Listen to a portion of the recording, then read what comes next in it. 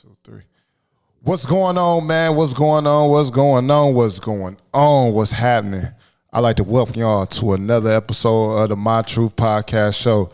Today, we have a legend, a blessing, a walking testimony right now, man. I am honored to be in this gentleman's presence. I could tell you the story. A couple years ago, my cousin Ryan Rayford, right? And I was getting my hair cut, and when I first started, he kept saying, man, you need to, Willie Knighten, man, bro. You need to get him on your show. But at that time, I wasn't really prepared. I was like, and he was telling me the story and all that. And recently, with all the stuff going on around the city, it really, and I seen your news clip. And I remember my daddy telling me about the story back in the day. And I was like, man, it's about time, because I always do rappers, right? Yeah. So when I started this podcast, it was like, you know, everybody can do the rappers, everybody can do but man, you got to do something to put some change or put some game in the air. And I think I say this when the rappers come on, I say the rap game is missing game, and what can you listen to and get from it? You know what I'm saying? I feel like that's why I called it my testimony, because your testimony might help me, somebody, anybody, you know what I'm saying? And that's where we at, and I'd like to welcome Willie Knighten Jr. to the show, man. Glad to be here. Thank you for coming in, man. How are you doing, brother? I'm great. But don't think I can't rap now. Oh, no, man, I ain't know. I ain't know that part of the game. Oh, see, man, Tuesday through Sunday. Tuesday. Yeah. What's the day? What's the day? Monday. It's your off day. My off day. Man, it's good to see you, man. Same here. Before we get the interview going, I gotta ask you this one question. Okay. You was at the fight. Who you got? Spencer Crawford? I'm going with Bud. You going with Bud? Why Bud, man? I'm going with Bud because I like his technique. He go both ways. He hit hard. And then I go off of what Sean Crawford said. You know, he fought both of them. Everybody say that. I think that's the only argument people have. Yeah, that's okay. I mean, it's a fight. I think it can go 50-50. Yeah, absolutely. I think it can go 50-50. I like his technique. I don't know. But what you think about Canelo losing the other night? Man, he fought a great fight, that boy. Fought a great fight. Dude, is it kind of weird that if he take that loss that he really didn't lose since he fought the GOAT, that how they just throwing him under the bus like, man, you can't lose? Well, the Triple G fight, the first one. You know what? I forget about that fight. Let me backtrack. That fight, he kind of lost that when they called it a draw. Absolutely did. Yeah. We got, man. Damn. You got me on that one, man. So this is your first time on my show. I want to get into a little bit of your story. I want to get into some current events. So you was born and raised in Toledo, right? Correct. Absolutely. And how was it? You grew up around the 80s, 70s? Yep. 70s, baby. 70s, but how was it around that time growing up here? It was beautiful. Matter of fact, my parents still at the same house since 1972. So next month be 50 years. We've been over on Hamilton. That's a blessing. You know, so the park raised us, Hamilton Park. It raised us. That's what we did when we got out of school. We went to the park. Till the lights came on at night. You hear a whistle, hear a call, you go to bed. You do it the next day. That's dope. Things changed going around by 86, 85, 86. You know, my first day at Burndale was the first day I ever got high. It was the first day I ever drunk. My first day. And then it was off and running. Around there, when did you start seeing it change? What was it that really just changed in the neighborhood? Because I look back at old Toledo pictures back then, it was just so. I still think it's a beautiful place, but now it's just like, where did it go wrong? You know how some people like in New York, like the crack in the 80s, this Absolutely, or that. that was here, the crack. And that's what kind of changed it around that era. The Detroit boys came down here and they started setting up shop in the Brands in the Port Lawrence, and they were selling these things called chops, double ups. Yeah. And we would go and get a double up and see that money come. It was on. How much money was y'all seeing a day? It wasn't that much in the first. At first, we weren't seeing that. We were still on the block. I was on Buckingham and Junction. I started touching real paper about 1990. 1990. And how old was you around that age? 18 years old. 1990, and touching real money around that time. Yeah, got my first break. So I read that. When did the gang aspect come into around that era? The gangs were in the late 80s. You know, we had our little street hoods. We had BSGs, Buck Street Gangsters. We had the Avondale Posse, before that, you had the D boys, the C boys, the Pony boys, and colors hit, and everything really changed. Long ago the days of fist fighting. Yeah. You know, we used to get into it with them L boys, and that's what they could fight. Yeah, the L boys weren't slacking on nothing. They hit your head up and line up with all of it. You know, so it started changing around the '90s, and they put the hands down and picked up the guns. And it started back in the 90s? Yeah. With the L boys. And what was y'all called back then? We was Buck Street Gangsters. Buck Street Gangsters? Yeah. Okay. And y'all main enemies was on Lawrence? Main enemies was, you know, really all the blood sets. I mean, that's just what it was then. If you banging, you have to have an enemy. Yeah. And that's just how it went. You young, you a teenager, you don't know no better. Yeah. You don't know that 20, 30 years from now, these will be your best friends, you know? Yeah, man, I tell kids that all the time. Right. Like, I tell my little dudes all the time, say, man, you know that dude you looking at, man, wanting to hurt and do something to? That be the realest nigga, and he more realer than your day ones sometimes. Absolutely. So Yeah. I always tell people that. I tell them the same thing. I said, you keep on banging, you're going to find out that these same dudes you call your ops are going to be your bunkie. Then that's real. That's real. Cause it was kind of crazy when my dude Stu, we was talking about this, right? Me come from Wild Crown, I grew up on Auburn, Backhammer area, and I wanted to just do something different. It just the gang stuff, it was cool, but it was like I wasn't getting no money. But I'm looking over my shoulder everywhere I go. So I had a friend, they went into the stuff I was into. They was like, man, come throw parties, man. And everybody knew I was always in music, and I was always a kind of a neutral guy, but it's still that there's certain ones that just don't care. Like, I don't care how cool you is, I got to get you. So my dude was Dion and was like, man, come throw parties, right? And as I'm going, I meet Stu, and everybody know where Stu from. Them enemies, you know what I'm saying? But he was just cool, and he put me on. People, man. Yeah, good people. And he put me on my first show with Yo Gotti, man, and I haven't looked back since, man. That was alley-oop. That dude, and then we was going through the aspect of when they was kicking it, man. He was just like, man, this is weird. Everybody talking about, man, you put dude on and you ain't put me on, but it was like, I don't know, it's kind of like loyalty to that was the first time I was just like, man, that's my dude. He from the other side, I'm from the, and since then we just been locked. The kids know each other, all type of stuff. So it's kind of weird. A lot of kids don't know that. Like you said, yo, I'll be your bunkie. I remember that. Sure. So we get to that part, right? We go through the 80s. When did it, like, your first time running into the law? Oh, my first time running into the law, I was a teenager. Wow. Yeah, I did time in the CSI. I've been to DYS. I've been to DECO, Cuyahoga Hills, Buckeye. Man, how many times you arrested as a minor, if you remember? I can't remember. Probably about 6. 6? I'm going to just say, 6. I had a safe school. I got expelled, kicked out of school. Had to go to court, had a hearing. Yeah. Yep, they expelled me and told me to get my education however I can get it. So I ended up at the Hoyt Center. What's the Hoyt Center? Is that Jefferson Center? Nope, the Hoyt Center, right there in the neighborhood. Indiana and Hoyt. Oh, okay. I never knew that. Half a building. Oh, man. I kid you not, half a building full of cubicles. And they put you, and did you finish school? In 1992 or 93, I ended up taking my GED test at the University of Toledo. It was a 2 or 3 day test. You know, I passed higher than the national average on probably about half of the tests. And then did it ever, like, you just sit back and think, like, man, I was so smart, but I didn't use it the right way? Do you ever think like that? Yeah, I was too smart for my own good. Dang. When you get down to it, let's just skip straight to it. You catch the case, right? Few cases. You catch I'm talking about the big one. Okay, I don't want to go on there because I know it's some stuff, but leading up to that day, how was that day going through that? It was in 1996. I had literally fell back from the banging. Yeah. You know, it was money, and blood and money never mix.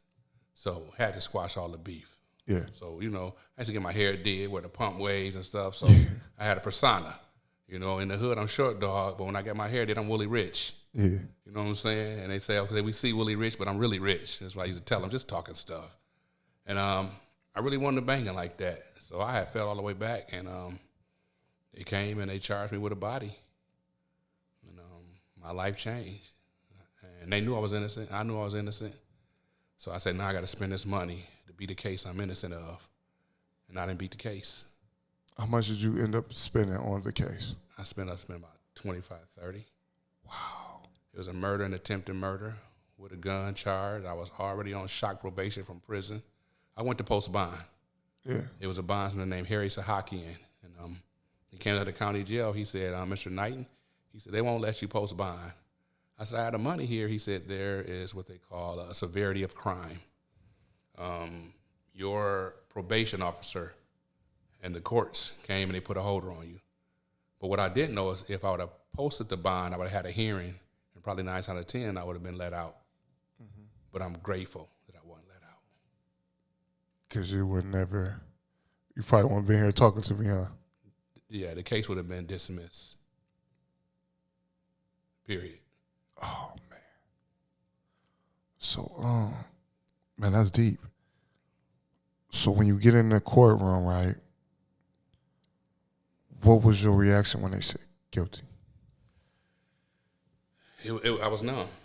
I was like, there is no way in the world that you put me in a place that I wasn't at. There's no way in the world.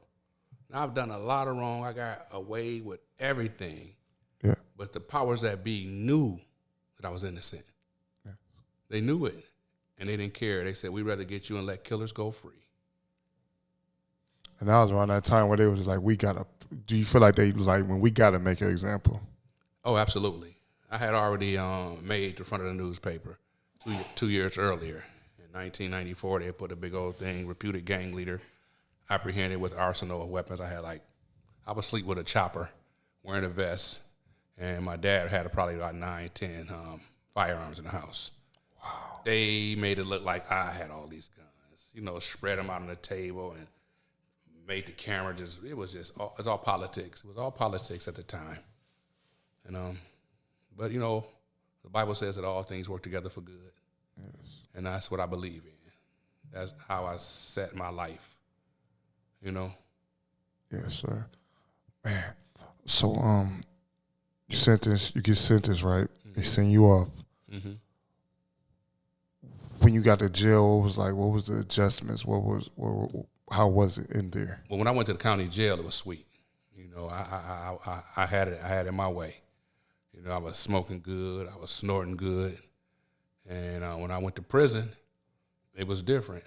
But the thing about it is, man, God had orchestrated everything. Because, see, I went to prison with a contract on my head. Yeah. 3 years earlier than that, it was the Lucasville riots. And after the Lucasville riots, that's when I made the newspaper. Some guys from the riot got the address out to Toledo Blade and wrote me. And they told me that I was in violation for starting frivolous gun battles. So instead of me talking crazy in a letter, I wrote them back and gave them a number.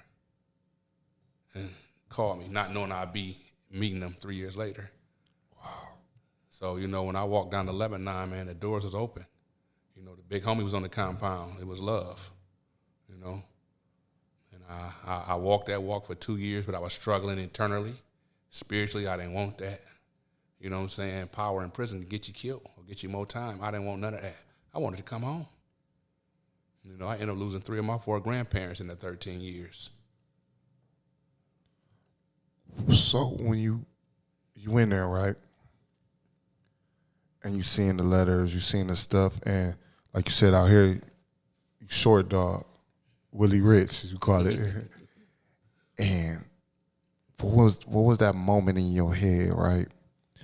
Maybe you was laying down, looking up at the sky, and it just hit you like, God changed this for me. When was that moment? It was nothing like that. It wasn't. Well, explain to you. I woke up and thought I was at the Super Bowl. Oh, after getting knocked out. Oh man.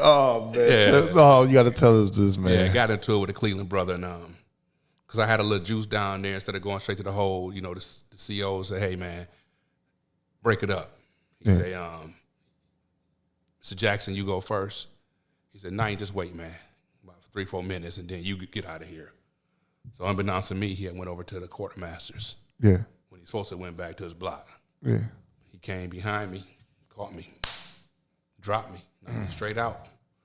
And after I woke up and I was in the captain office, a CO said that he had witnessed it all and said the guy sucker punched Knighten. But we had already hit in there in the gym, so that's why I said I got to get my get back for this. Yeah. So we went to the hole, and when I came out the hole, I went to my block, and it was 4 men in the cell with knives. Wow. And they said, give us a word, OG, and we'll life flight him up out of here. It was then and there. I said, I don't want this power. It was right then and there that I said, I don't want none of this. These guys are ready to kill for me in prison. Now, I would never come home. I would never come home because somebody going to tell, and it's prison. So, I just met with the homies on the yard. I denounced all my gang ties, and they respected me for it because they already knew that I was in prison for a murder I didn't commit. Yeah. So I just picked up my Bible, and 26 years later, I ain't put it down. Man, that's deep. That's amazing. I'm sitting here, I'm blew back. Listen, I'm amazed. And before we go forward with this interview, right? Like I said, this is for you to come tell your testimony, but I also see people across from me that I have a lot of respect and love for, and I want to give you your flowers and let you know we appreciate you in the community and what you do. And it's just so crazy, it's surreal that I'm sitting across from you because I already told my brother Brandon, I was like, this the one, bro. Like I just felt it in my heart, and I'm just happy to be sitting here giving you your flowers to say we appreciate you, man. So much appreciated. So we get to the part when you get up and you pick up the Bible, right? Mm-hmm. And what was your original sentence? Was it 18 years to life, and then I had 10 to 25 for attempted murder. Okay, so now I took notes on this one. Yeah. I took notes on this one, y'all. If y'all watching, I took notes on this one. When did the process start? When did the process start for you to get out? The day I got convicted. I asked to be sentenced right then and there because the county jail was so depressing. I had a young guy that was in there with me, and he hadn't even gone to court yet, and he killed himself. In the county? In the county. In Toledo? He took his life. And he didn't even fight. And I said, I have to fight. I had contemplated suicide myself. And I was listening to my little radio at night, and I heard a song come on. And the ad-lib of the song, it said, I am bigger than the judgments of the courts. There's a song by William Beckton called Bigger. And that just motivated me to fight, and I wrote a letter to the judge. And the judge is William J. Scow. Scow, yeah, Judge Scow. And he never wrote me back. But what he did, he went and told my attorney, he said, apply for a new trial in my courtroom. A gentleman came forward with a sworn affidavit that stated that I was not there and that he was privy to what happened. And we had a hearing to submit the evidence. Lead detective got the affidavit and then called for continuation. Went to this gentleman and threatened him with accessory to murder after the fact. He tore it up, which I understand. Because I would have tore it up on him if it was tables turned, you know? Excuse me. All right. Yeah. So I had no hard feelings. That's the rules of the streets, you know. And when I started calling the shots, I live by that. Yeah. You know, I live by it. My word is all I have. And you ain't gonna meet too many. Very, very, very few. And they probably don't like me anyway, you know? But I keep my word. That moment you in there and you figure out and they tell you like, hey, you come home. How was that? Okay, I've been writing the judge for 13 years. Well, 13 days short. 2 weeks short of 13 years. 13, you never 2 weeks gave short. up. You never gave up. I would write him a letter. I would get the letter copied and just change the date on it. I'd copy the same letter, just keep on. And I would just send him so he wouldn't forget me.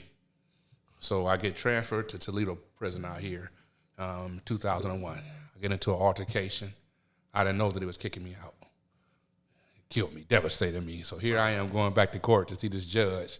And after that, I'm getting rolled back down to Lebanon. And he had told me, he said, the wheels of justice turn slow. He said, but Mr. Knighten, they're turning. He said, don't give up. And I stayed motivated. Every time the legal mail would come to the prison, they give you a pass to go to legal mail. Every single time I went to the legal mail, I just waited for that one letter that was saying, I'm coming home. I knew it was coming. I never gave up. You can ask any person in the city that did time with me. I never gave up. And I got a letter, and it was from the judge to the parole board. And he wrote a letter saying he made a mistake and that I was innocent. Wow. And 2 months later, he died.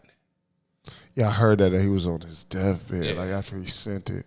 But what I didn't know was it was even more divinely inspired than just that. What happened, and I just found this out a few years ago, that there was an attorney that worked for the Ohio Parole Board, and he had just so happened to come into the parole board, and he looked at the petitions of clemency that were denied. Wow. So you had the petitions that weren't going to get no look at, and then you had the ones that they weren't going to look at. He said he just reached into the pile and pulled one out, and it was mine. He said he started reading it, and he couldn't believe what he read. He said he had to call the judge. So he initiated the call to the judge, talked with the judge for an hour, and before he hung up, he said, Your Honor, would you be willing to put in a letter what you just told me here today? And that's where the letter came from. Well, that's a miracle on top of a miracle. That's God. That's to God. The max. That's God. And I just found that out a few years ago. He had called me. He said, you don't know who I am. And he had told me exactly what happened. And you never gave gave up. Listen, if anybody, youth, anybody, followers, y'all listening to this, man, this is special. Don't give up. You can't. You can't. Yeah, the book is not written yet. Just keep living. And so the judge passes, you get out. How was that just walking out that day and seeing your loved ones, man? It was surreal. I had just went to the commissary. You know, I was a cook in the joint, so. Oh, you were throwing down I was a chef. Yeah, I was a chef. So we was going to make us a nice little Thanksgiving meal again, which we did every year. And I came back from commissary, and they told me, hey, when the doors break, go to the cab office. So I just assumed that my last remaining grandparent had passed away because it was a Monday, and the chapel closed on Mondays. So Mondays and Tuesdays, all your death notices come by way of the captain's office. So instead of going to the captain's office, I called my mother. And she was just crying, so happy, tears. And it was like, you come home in the morning. When I went home, slept on the floor. Didn't have no bed. They didn't have enough time. I went home and slept on the floor. Yeah, that was probably some of the best sleep you was like. Yeah, well, no, I ain't get no sleep. I was up. I was on the porch at about 5 in the morning. You know, it was still dark and the birds was chirping. It was cold. I was like, I'm free. You know, I'm free. It was just unreal. Was it like a dream? It was more beautiful than a dream. It was heavenly. I'm like, I'm free. You know, serving life is different than being sentenced to 20, 30 years because you have an out date. Yeah. When you have life, you look for other lifers to see when they get their parole. You know, you got a guy that's in his mid-60s, got 2 write-ups. In the last 20 years, he get 10 years at the board.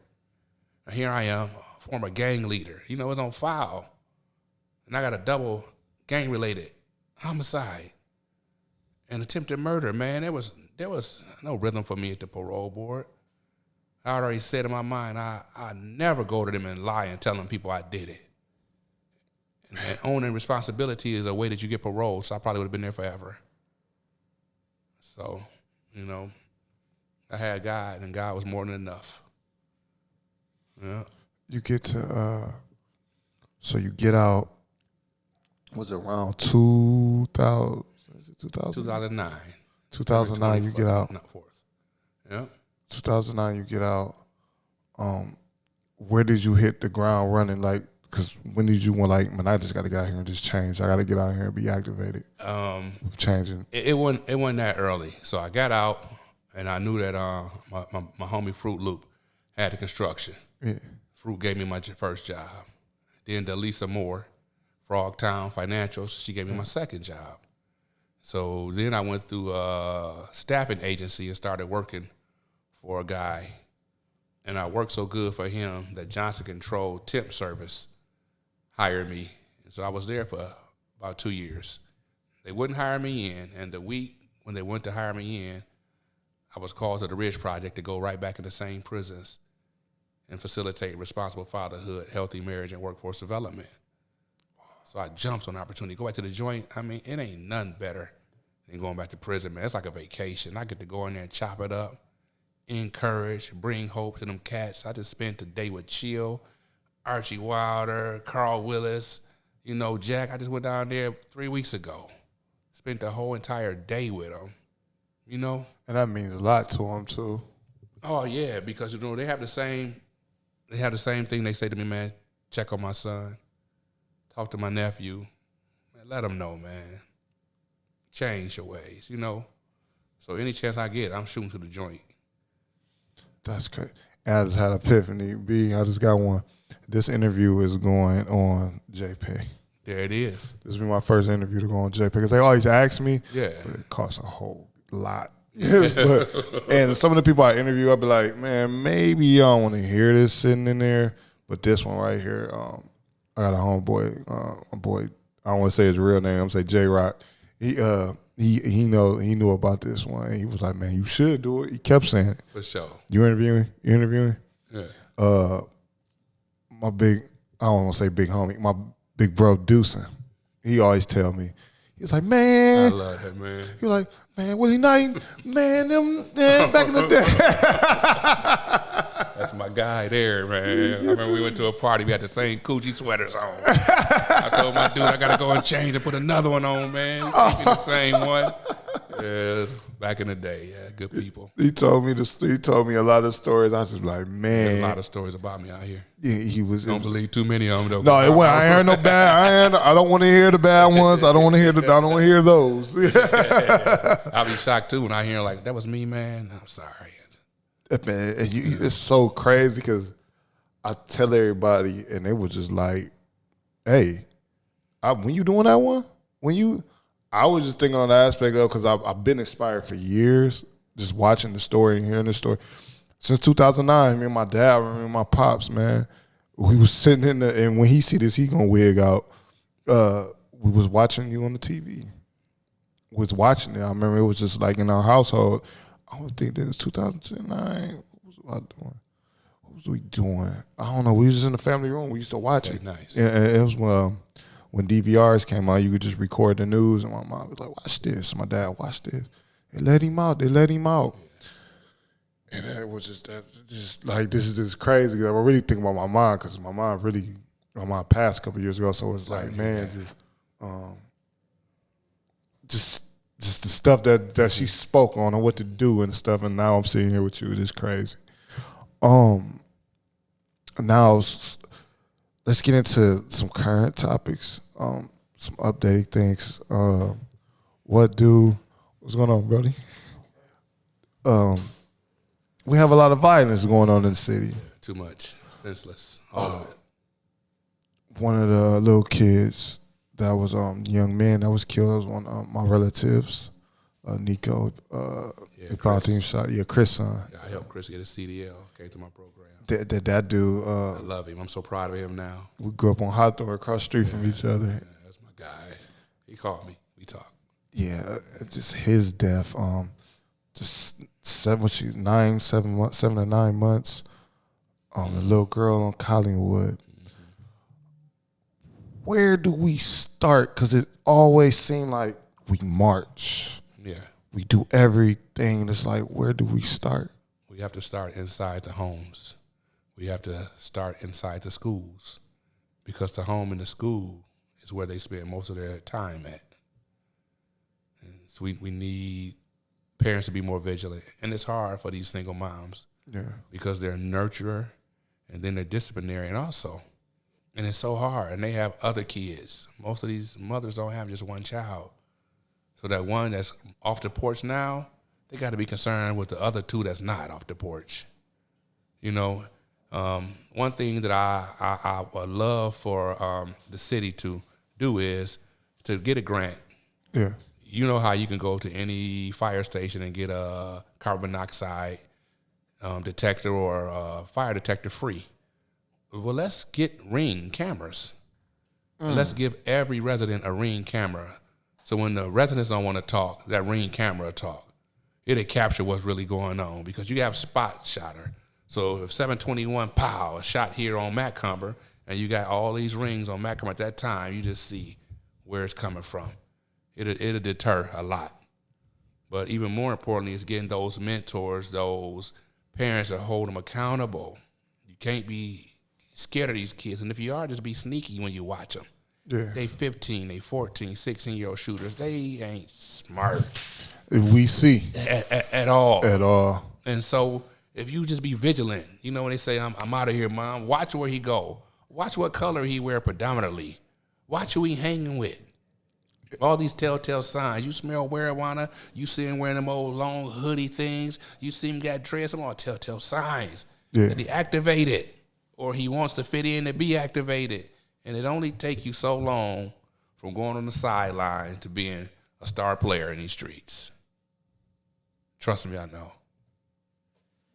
So that's my take on it. You know, I mentor at-risk youth. I'm working with juvenile courts right now. Yeah. They received Annie E. Casey Foundation, so I'm doing the Credible Messenger. So I get all the ones who have been convicted already of gun cases. I get them. I get the ones in the rap videos. I get the ones. Oh, yeah, so you see them all. I see them all. I talk to them weekly. I counsel with them. I encourage them. You know, I try to show them the right direction, and they love Mr. Knighten, but they love the streets more, you know? And some of them going to get up out of it, some of them don't. That's the bad part. Sad. Because I had a dude tell me, I'm too, he's like, I love everything you're saying, but I think I'm too deep. I got blood on my hands, and I just right there was like, I didn't know what to tell him. Like, just be safe, bro. Play it smart, bro. Yeah, like, you have to. I tell them all the time, the best alibi in the world is a job. Mm-hmm. For these grown folks, I tell them to add a job to your hustle. You know what I'm saying? Add a job to your hustle because what happened was your hustle is periodically. You'll miss a play. You won't even go for a certain play if it ain't enough. Yeah. That job is every day. You got to be there. You got to be there. Repetition. And before you know it, you didn't work so many hours, and the next 20 hours of overtime, them couple plays, them couple jugs, you don't even want to get them. So now you done found yourself with the best alibi in the world, which is employment. Yeah. You done work 10 hours a day. Now you're sleeping for another 8 to 10. Man, you got 4 hours to duck off and be out the way. It ain't that hard. Safe, too. Yeah, I moved to Oregon when I came home. The east side of Oregon. That's right. That's right. My homies weren't coming over there. Yeah, niggas want to come. Talk about where you at, big homie? And I'm on Pickle. Where Pickle? Out in the west? No, man, it's in Oregon. It's like, I got no license. Right. I promise you they weren't coming to see me. I ain't got no license, man. Oh, man. Because it come a point where it's just like, man, what do we... Because now we run into the rule of that's snitching. Right. But I remember when I was growing up, the old lady or the people on the block, and you did something, they'll get you. They're telling your mama. Accountability. Exactly. You know what I'm saying? But this rap game didn't change it. This facade that these rappers have because they ain't out here stepping. They in the studio all day. Rich. Blowing loud, sipping, talking about the one homie, you know, that they left the block. Because these real steppers, we don't go outside the block too much. You hear me? I didn't do nothing but stay on the dirty. You want to see him in the club. Short ain't in the club. Short at the house, barricaded in, paranoid. And I'm up at 6 o'clock in the morning. I wasn't going out there. I wasn't going to be no easy target. All the dirt I was doing, I had the hottest car in the city. That Black Deuce. Infamous Black Deuce. And, So they were upset that how, Because I kind of get upset too when I hear certain things. I be like, hear kids say something, I be like, you don't know. You don't know, have a clue what you talking or what you getting yourself into, to where you can't even go with your, hey, Ma, he can't come over here today. Right. I can't, like you said, everybody know your car. I had a car, everybody knew. I know that feeling. That's one of the worst feelings. We be like, man, I can't. Yeah, I got a young guy. He tells me, Mr. Knight, you know you got to take me home last. Dang. Because can't nobody know where he stay. Yeah. Man, I'm talking about these baby face boys. You hear me? A $105 walking around in skinny jogging pants and flip-flops. Like if somebody stepped to you, man, he hit you with a hook, you don't even know how to bob and weave it, man. They ain't got no skills. Like no, they don't fight no more. But they catching these cases. One of them got caught with a Draco after he had already had a shooting. And then he got caught with in the pole in the video. I mean, it's just sad, you know. What have you anybody have a? I went to a meeting with the chief of police. It was by me, Dave, my dude, Big Blood. There's a lot of us, Burger. There's a lot of us. Everybody dogged me out because this is the first time they just see like Gerry, like, hey, yeah, I'm standing with the police. I'm trying to do something. If it was Officer Wilcox, it was very decorated. Good people that there. Wilcox, I love that dude, man. Hey, he is, man. He was probably the first cop I can say I love and like. Yeah, he was the first. Yeah. He was the first. We sat there and we had that meeting and we're just like, man, we hit a brick wall.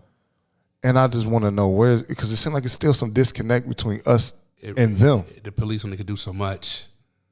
When you have a mother or a father whose son is 16 and he get into a real bag. Yeah. And he coming home and he got the gas bill and the lights and he putting you on with a bow or two. Yeah.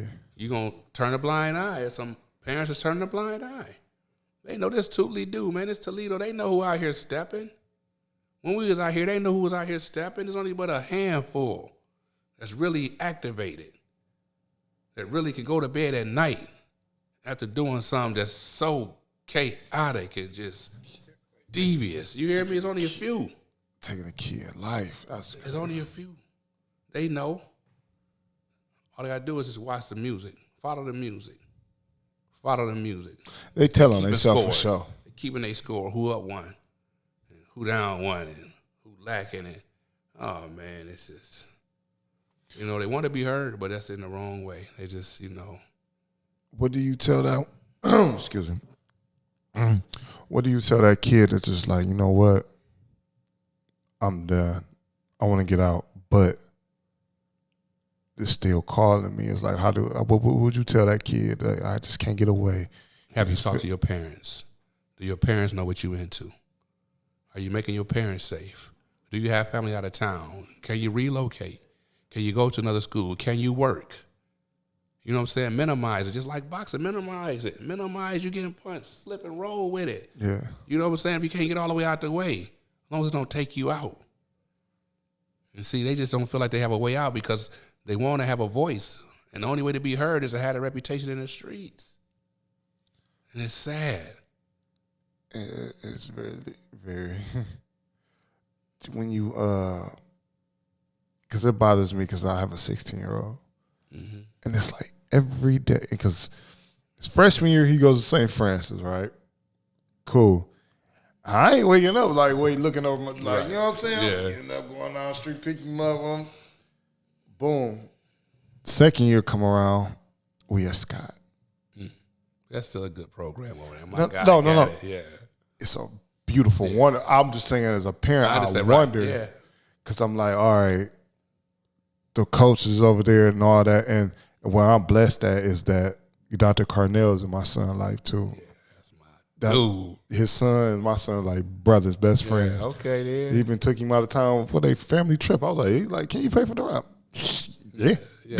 Like, that's my family over there. That's my extended family. So it's people like that. And I can't lie, I was stereotyping because Carnell's telling me when they was in 8th grade, they went to Jesu, his son and son, they just grew up together. Mm-hmm. And he was just, man, get him over here. And now that I'm over there, I'm like, man, the stereotype. Don't get me wrong, it's still that stuff in there, but it's not like they got programs, trades. Yeah. They got stuff that we probably wouldn't even thought of in the high school. Accountability. They got accountability. They hold them accountable. Exactly. Listen, he told me a story. My son, because like I said, he came from St. Francis, so it's different now, right? And he came up to me. He told me the story. He said, "Man, I seen Deron running the wandering the hallways." And the candle, he's held accountable. I was about to go off. He's like, no. I went up to him. I said, "Did you do that over there? You want to do it over here?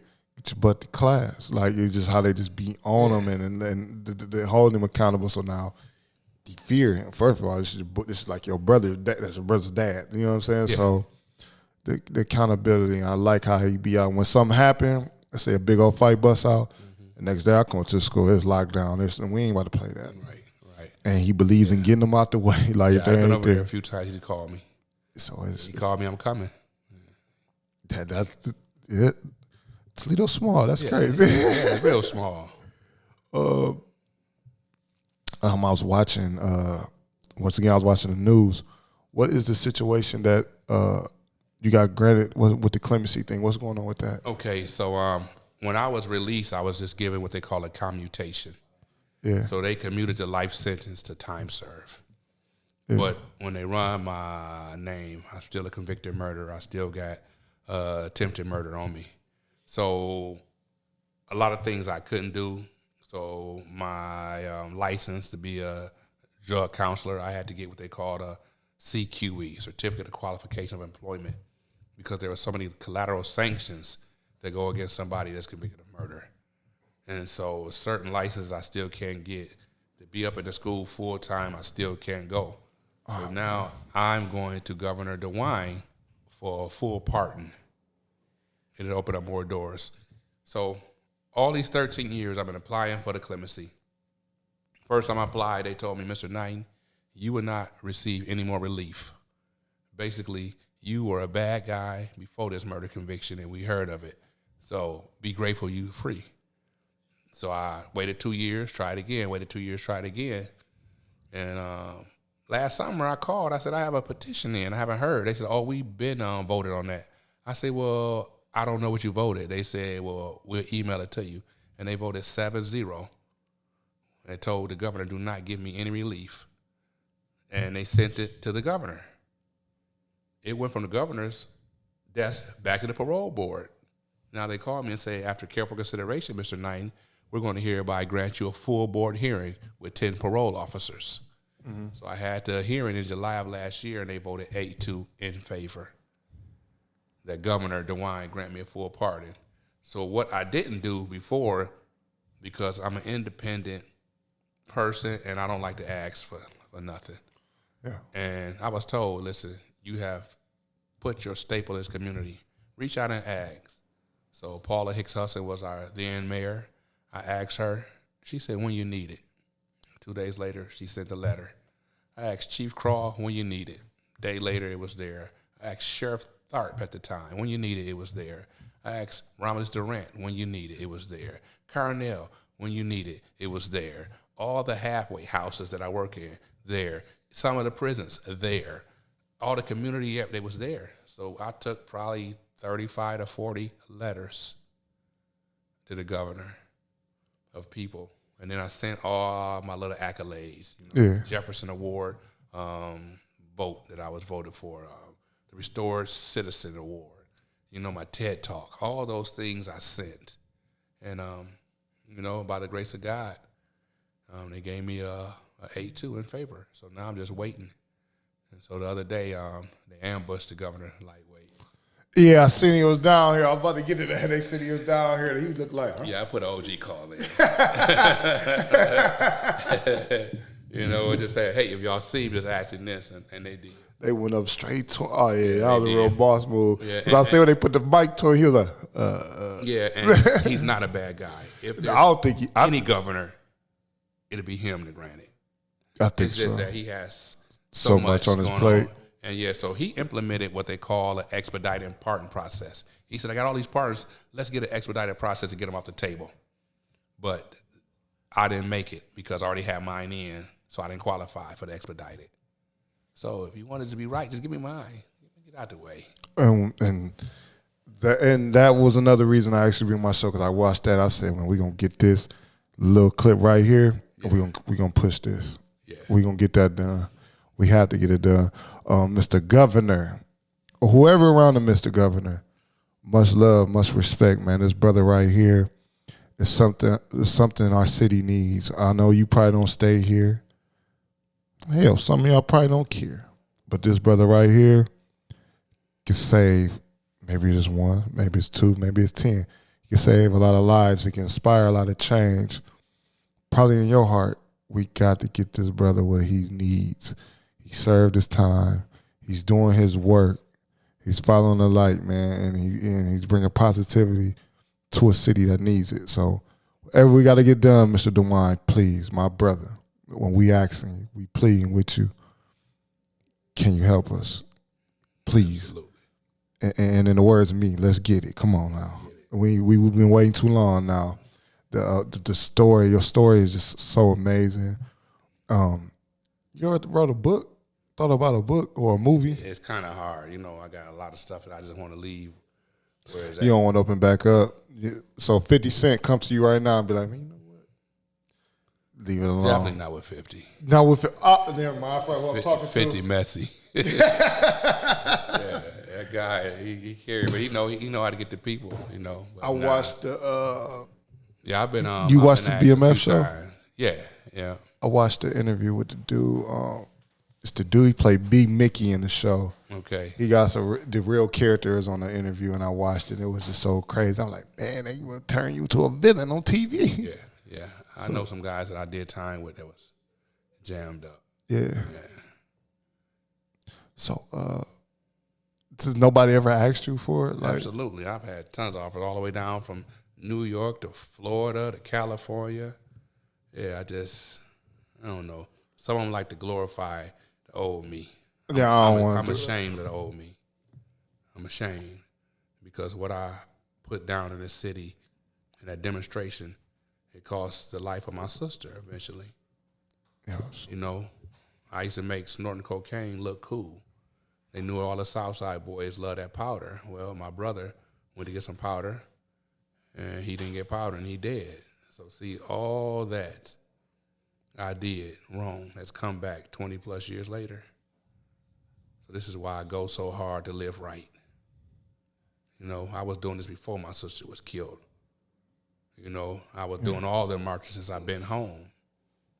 You know, I love helping people. I love when people come to me and I have an answer for their question.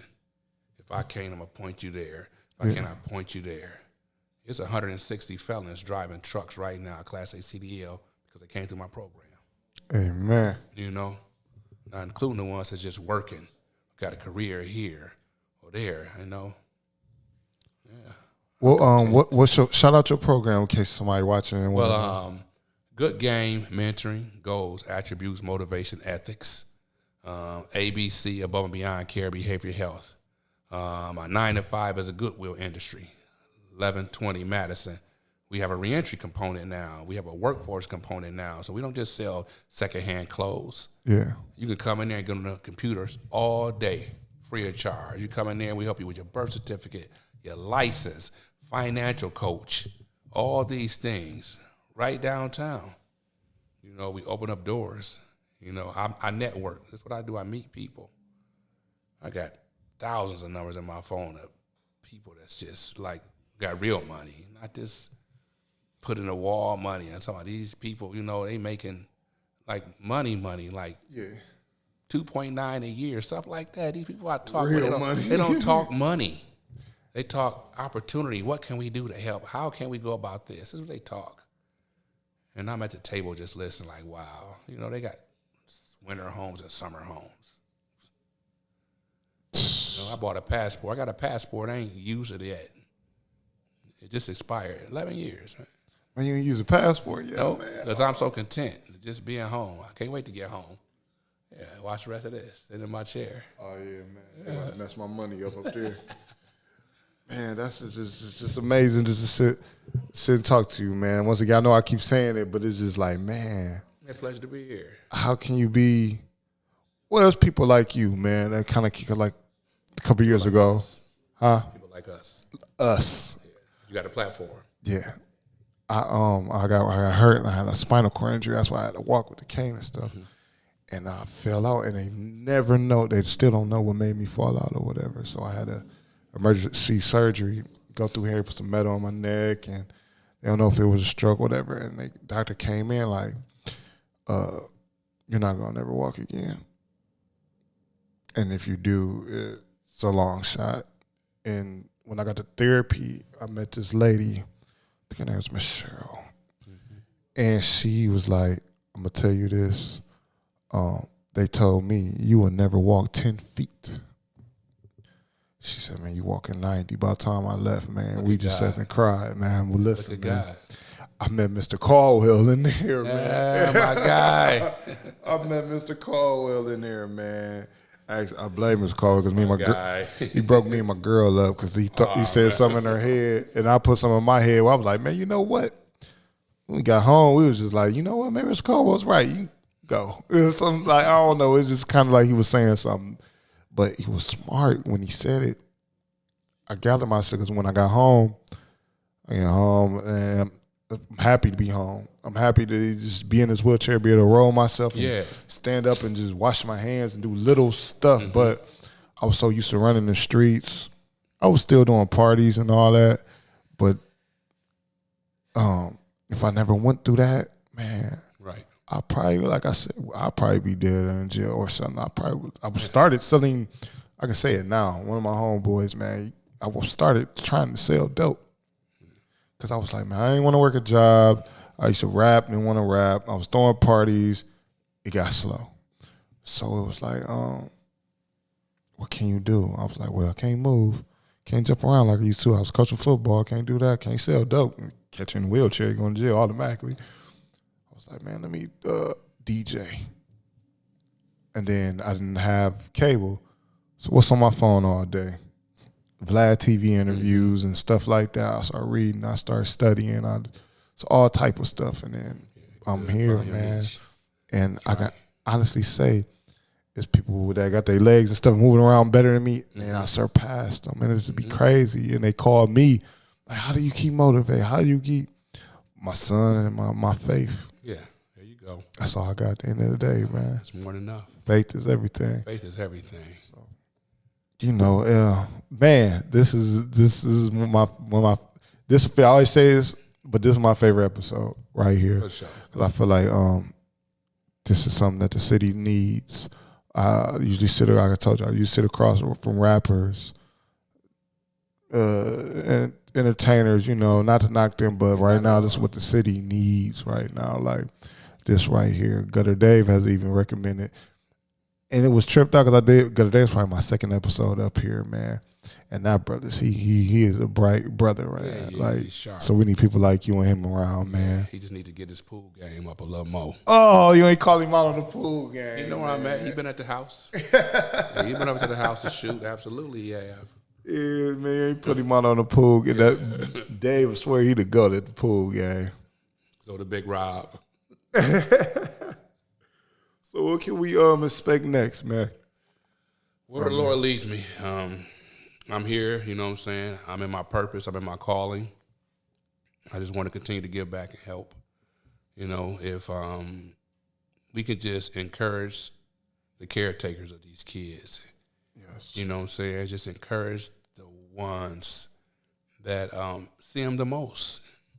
If we can just be a little more vigilant, a little more nosy, you know what I'm saying, a little more hands-on in what they doing. Our mom was in our business, and my mom was in my business. Like at 15, I got in trouble for having a porno under the bed. Like I just remember that type of nosy. Like you don't pay no bills, right. So it ain't. I got the right to come in here and shake you down anytime I want. And it's on social media. Right. Social media is scary. Scary. And they know a lot. These little young kids, they know a lot. Push of a button. Oh yeah. Mm-hmm. And I believe there's hope. You know, as long as there's a God on the throne, I believe there's hope. I'm a walking miracle, not just with my release, but with my lifestyle. Before then, I should have been dead several times over. Yeah. You hear me? when you could feel the power of a gun come right by you. You know what I'm saying? It's like on several occasions, like, man, how do you keep missing? I know now. That old foolish guy that I was, I know now. I was humbled. Pride goes before the fall. Yeah, man. I hit rock bottom. I hit rock bottom in prison. That's why every day I wake up, I'm so happy. I don't believe in negativity. You won't see not one post I've never on seen Facebook. nothing negative and I don't nothing. think about nobody hating and none of that. I don't do that. There's not enough time in the day for that. I get up and I just walk in my purpose. You know? Man, that's deep, man. I want to thank you for coming out today. Thank you for having me. To the My Truth Podcast Show. We got brother Willie Knighten Jr. And I read your dad was a pastor. Yeah, I didn't know that was amazing. Yeah, Northwestern Missionary Baptist Church, 1700 block of Oakwood, the old Grace community. Yeah. Oh, there's your hoop up there. I think That's where you hoop there. Yeah, come check us out sometime. Come as you are. Daddy gonna keep you long. He gonna have a couple of jokes and a lot of Bible. And that's what the streets need a Bible, a lot of it. Yeah. So, any young man that's watching this, man, you can reach out to this brother. What's your social media? OG Mentor 419 on Instagram. Willie Knighten, I think it's Junior or just Willie Knighten on YouTube. I mean on Facebook. I can't remember my Snap, or my Twitter. But I'm in the hood, Twitter. Man. Yeah, I'm in the hood, man. Y'all can find a big homie if y'all really want to. Listen, man. Once again, appreciate you, man. For this episode, thank everybody for tuning in. This is gonna be a classic. We're gonna go up on this, man. But right now, this one is in the books. Peace, y'all. We out.